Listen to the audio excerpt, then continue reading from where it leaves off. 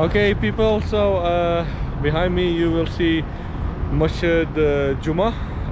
Over here, our Prophet Sallallahu Alaihi Wasallam prayed the first Jumu'ah, so that's why it's called Masjid Jumma. So let's go inside and I'll give you guys a little tour. Take care, peace out, ciao.